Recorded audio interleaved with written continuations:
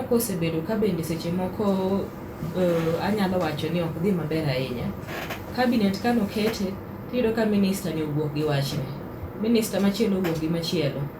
For example, Sakaja wacho ni oloro kuonde ma goyo thumbe matek, jomoyawo clubs kuonde ma ji odakie magoyo thumbe matek, miyo nyithindo madhi skul modak machiegni gi kuonde weko ok nyal nindo maber, ok nyal somo maber. King'iyo Kilifi kocha, Aisha Jumwa kano dhi to wacho ni joma noloro thum migoyo e liende ni en to kono dhi ogol. Koro aneno ka gige king'iyogi to magi jomobede gini achiel gi contradict, ng'ani wacho ma ng'ani wacho ma. Kichak ing'iyo minister mar trade mar Moses Kuria, owacho ni nitiere bags midhi kel mag oduma. To ka nichak iwinjo ka minister mar agriculture wuoyo, Mithika Linturi, odhi o contradict gima ne Moses Kuria wacho cha. Koro ing'iyo to wacho ni jogi ok gibed kumoro achiel to giwinjre ni ka wagolo statement to kik wachal joma tiyo e cabinet mopogore opogore, wachalo joma tiyo kumoro achiel.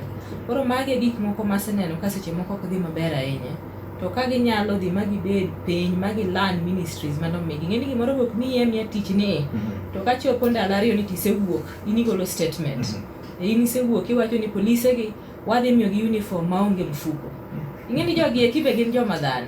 Sami sewacho ni miyo uniform maonge mfuko ni ichalo ng'ama jawe mbele ji kiana. Koro an kade ni cabinet ni gin joma dhi obedo maging'eni watiyo kumoro achiel. Nitie gimoro iluongo ni collective responsibility.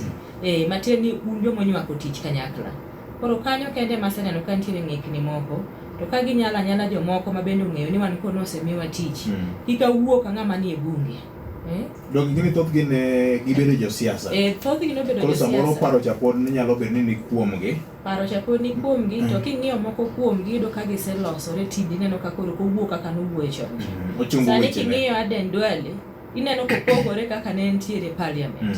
Koro apara ni joge gima bende oluorogi, bende teme nyisogi ni sani ng'eni koro ionge bunge ok in jasiasa. Sani ok in jasiasa, sani koro intiere cabinet. Kanye ma weche tema loso kendo magero Kenya iwachi. Koro wuoye ka ng'ama ong'eyo ni chung' ne Kenya mangima. Ok oyiere minister mar political party. Mano kende gik maneno ka seche moko ok dhi maber ahinya. Nikech kata iye kanyo be wan kod gima iluongo ni ng'ado buche moko mag bath ndara, roadside declarations moko. Yes. Ma bende ing'ado sani.